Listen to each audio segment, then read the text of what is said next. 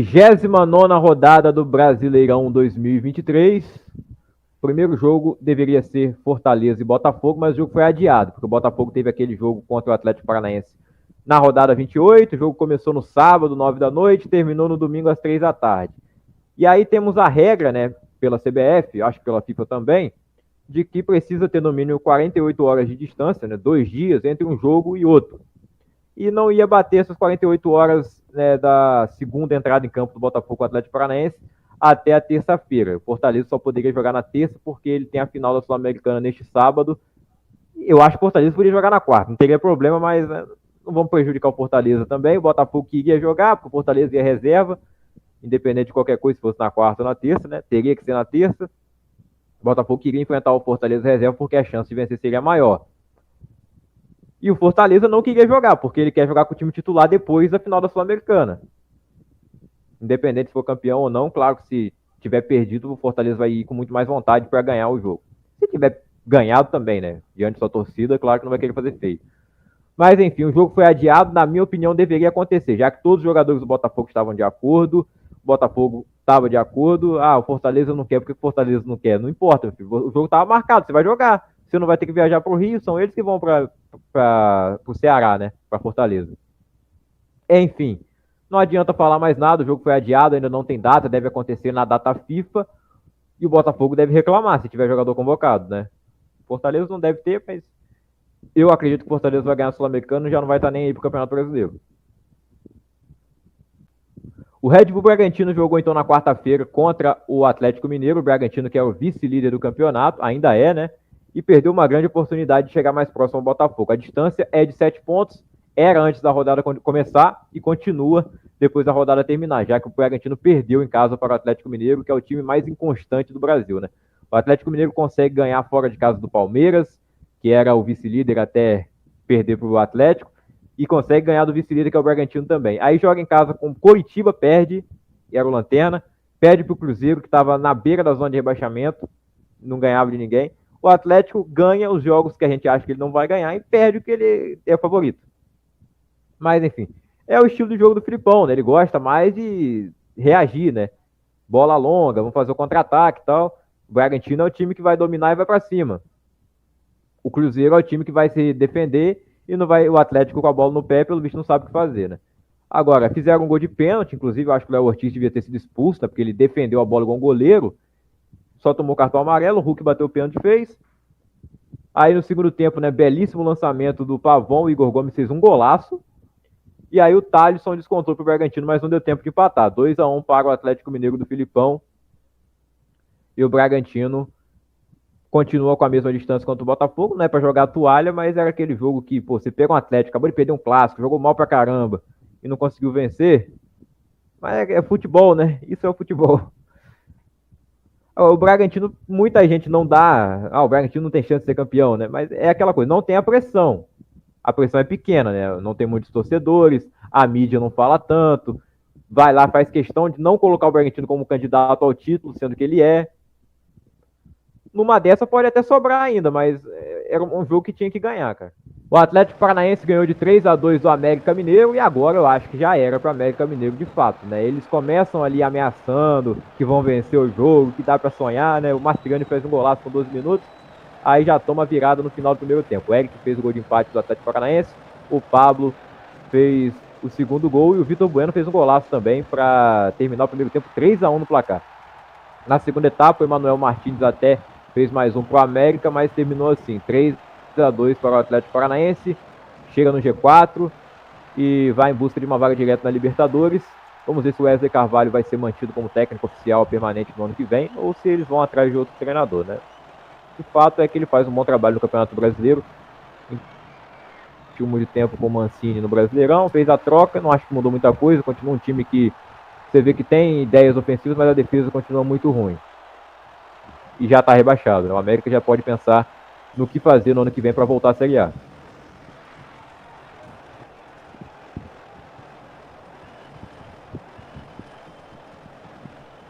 Em Volta Redonda, o Fluminense enfrentou o Goiás. Maracanã já fechado aí para a final da Libertadores, né, para melhorar o gramado e a Conmebol preparar, né, toda a estrutura que vai fazer lá para a final. Então o Fluminense jogando em Volta Redonda ganhou de 5-3 o Goiás, aquele jogo que é o puro entretenimento do futebol com o Fernando Diniz, né? O Goiás sai na frente com 5 minutos com o gol do Alano, o Marcelo dormindo na marcação, né? Dormindo não, o Marcelo marca com distanciamento social. Ele nunca foi um grande marcador, né? Desde a época do Real Madrid no seu auge, na seleção mesmo, né? Vai lembrar do 7-1, ele perdido lá também, né? Só mais um que estava perdido ali no meio. E no Real Madrid ele nunca se destacou como um grande defensor, e no Fluminense agora velho, né, menos ainda. Ofensivamente ele é maravilhoso, mas defensivamente deixa muito a desejar, ainda mais agora, né, que a velocidade já não tem mais e tal. Não tem mais o mesmo combate, que nunca foi o seu destaque.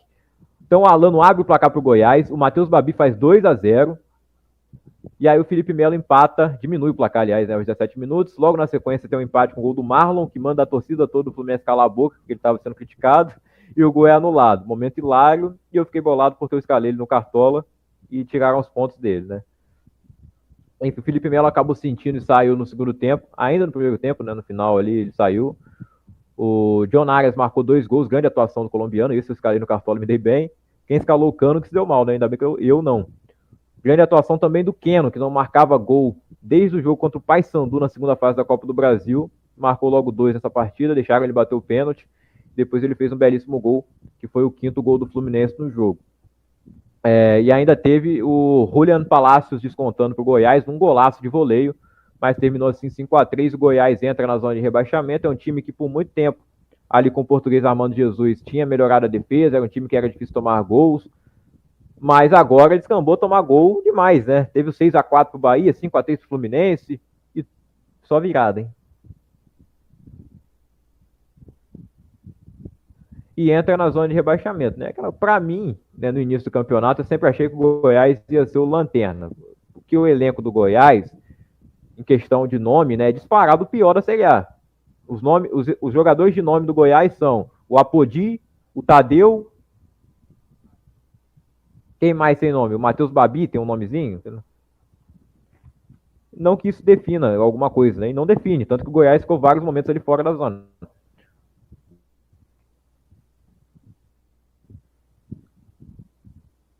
O Cruzeiro também não é um elenco muito de nome, né? E o Cruzeiro ganhou do Bahia de 3-0, 2 vitórias consecutivas. Um time que faz poucos gols, né? Tinha aí o pior ataque do campeonato, eu acho que ainda tem. E o Bahia que precisa melhorar a defesa, né? E o Bahia não deu um chute no gol nessa partida. O Cruzeiro de 14 acertou 5 na direção do gol, sendo 3 gols, um gol contra do Carnu. O artilheiro do Cruzeiro no campeonato eu acho que é o gol contra, né? Já teve gol contra do Rafinha, gol contra do Gemerson pelo Atlético, e agora gol contra do Carnu também. O Marlon fez o segundo gol no início do segundo tempo e o Bruno Rodrigues fechou a conta para a Raposa. Terceira vitória do Zé Ricardo no comando do Cruzeiro. Segunda derrota do Rogério Ceni no comando do Bahia. Confronto direto, né? Vitória importantíssima do Cabuloso. E é a primeira vitória do Cruzeiro no Mineirão em 2023, hein? Demorou, mas chegou. No Allianz Parque teve o clássico majestoso Palmeiras e São Paulo, 5-0 para o Alviverde. Os donos da casa não tiveram dó do São Paulo. E aí, Breno Lopes marcou 2 gols, o Piquerez também, sendo um de pênalti, né, e um golaço ali de fora da área lá no final, e um gol do Marcos Rocha. O Rafinha foi expulso, ainda reclamou, dizendo que o Rafael Claus é palmeirense. O Rafael Claus apitou o jogo antes de acabar o tempo, hein? Deu nem acréscimo. Senão o Palmeiras ia fazer mais gol, né? Realmente uma atuação muito ruim do São Paulo. Apenas 3 finalizações, nenhuma na direção do gol. O Palmeiras chegou 12 vezes, sendo 8 na direção. Ainda teve um gol anulado, né, antes de abrir o placar, que teria sido uma falha ridícula do goleiro Rafael, que também falhou na cobrança de pênalti, foi muito criticado. Mas foram as únicas falhas dele, né? Um gol anulado e a outra ali no pênalti. E resto, eu acho que ele não teve culpa nos gols, não. Agora foi uma atuação terrível do São Paulo. O Dorival Júnior quis falar da grama sintética ali no final, sendo que quando ele eliminou o Palmeiras na Copa do Brasil, a grama sintética não existia, né? Era a grama normal naquele jogo, não tô sabendo. Desculpinha esfarrapada, né? E olha que o Dorival não é tanto disso. Enfim, perdeu, aconteceu. O São Paulo já está classificado para a Libertadores, seu campeão da Copa do Brasil, legal. Teve uma grande atuação no fim de semana contra o Grêmio e agora um balde de água fria na cabeça do torcedor. Perder um clássico é sempre ruim, ainda mais por um placar tão elástico como um 5-0, né? E aí o Palmeiras se mantém ainda vivo como candidato ao título, né? Que pode roubar esse título do Botafogo.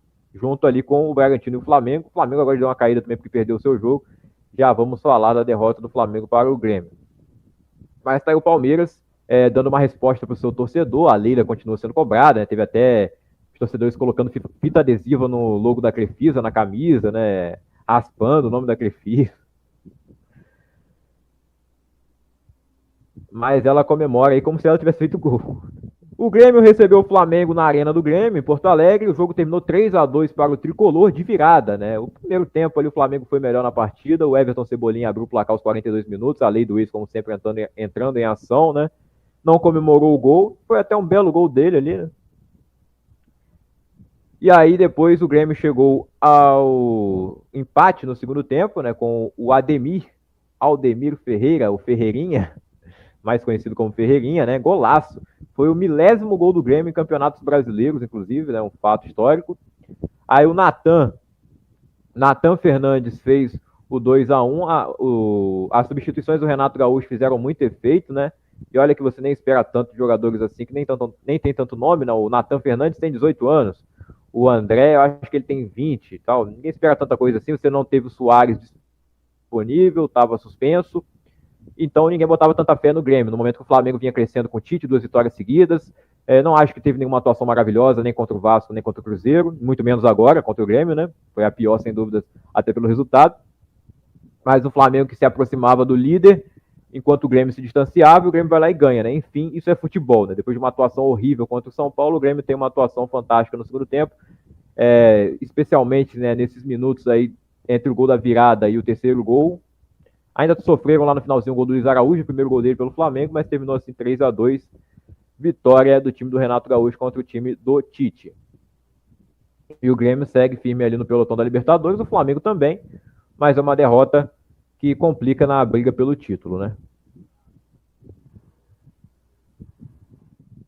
Na parte de baixo da tabela, o Cuiabá recebeu o Corinthians na Arena Pantanal e perdeu de 1-0. Cuiabá, que para muitos já estava salvo, né? Pela campanha que fez, venceu jogos difíceis. E perderam para o Corinthians, que estava muito mal. Teve uma atuação terrível ali também contra o América, apesar de não ter perdido, né? Foram 2 jogos ali que o Corinthians teve chance de vencer, mas não venceu também contra o Fluminense e contra o América, 3-3 e 1-1. Contra o América foi aquele no apagar das luzes, o empate, né? Ia perder por Lanterna em casa. E agora venceram com o gol do Romero, assistência de cabeça do Gil. Romero tirou o gol do Yuri Alberto. Vitória do Corinthians para cima do Cuiabá. O Cuiabá segue na frente do Timão na tabela, mas tem que abrir o olho também, né? Não tá tranquilo. Eu acho que o Cuiabá tem mais chance de permanecer do que o Corinthians. Vem jogando melhor, jogou melhor nessa partida, mas o Corinthians conseguiu botar a bola na rede, né? E é um alívio aí pro torcedor corintiano. E na quinta-feira, em São Januário, o Vasco recebeu o Internacional. O Internacional que tinha feito 7-1 contra o Santos no domingo, agora venceu o Vasco por 2-1 em São Januário. Com 20 minutos de jogo, o Maurício abriu o placar para o Inter. Linda assistência do Alan Patrick, que está jogando demais. Estão falando dele na seleção, ele teria falado que era um sonho e tal. Eu acho que o Alan Patrick hoje é um dos melhores meias do Brasil, no futebol brasileiro, sem a menor dúvida, né? Foi um dos melhores jogadores da Libertadores. Acabou não conseguindo levar o Inter para a final, né? Mas aí é culpa do Ener Valencia, que, inclusive, se o Inter tomasse o gol de empate, ou até perdesse o jogo, porque o Vasco não merecia, para mim, vencer, não por falta de entrega, mas taticamente o Vasco foi terrível nessa partida, não tinha ideia de jogo nenhuma. Bem diferente do que foi contra o Flamengo, do que vinha sendo nos outros jogos, é uma atuação muito ruim do Vasco. Sem ideia, né? Só cruzamento. Joga no Piton que ele vai cruzar, joga no Piton que ele vai cruzar. Cadê ela anunciou o Lucas Piton? E é assim desde sempre, né? Inclusive, no primeiro turno, o Vasco perdeu pelo mesmo placar no Beira-Rio, com aquele gol inacreditável que o Piton perdeu, né? Defesa do John Vitor, que até não tá mais no Internacional, né? O Inter contratou o Rocher, o John Vitor foi emprestado pro time do Ronaldo na Espanha, o Valladolid. Ele pertence ao Santos ainda, o goleiro, né? Enfim, o Maurício abriu o placar, o Ener Valencia fez o 2-0, o primeiro gol foi anulado ali no primeiro tempo, foi pro intervalo com 1-0. E para mim o Ramon deveria ter mexido já no intervalo, né? Esse time não estava funcionando, o Payet e Praxedes jogando muito mal, Peck sumido do jogo, Paulinho tendo a sua pior atuação pelo Vasco, sem a menor dúvida, ainda foi expulso no final da partida, com justiça, já estava pedindo para ser expulso desde o começo. Partida desastrosa também do Léo Pelé. O Maicon estava jogando tão bem, para mim deveria ser mantido como titular. Mas, na minha opinião, o Vasco deveria jogar com 3 zagueiros. 3 zagueiros, colocar o Pumita ali como ala, ou até o Rossi de ala, eu acho que poderia funcionar. Tem que tentar alguma coisa diferente, cara.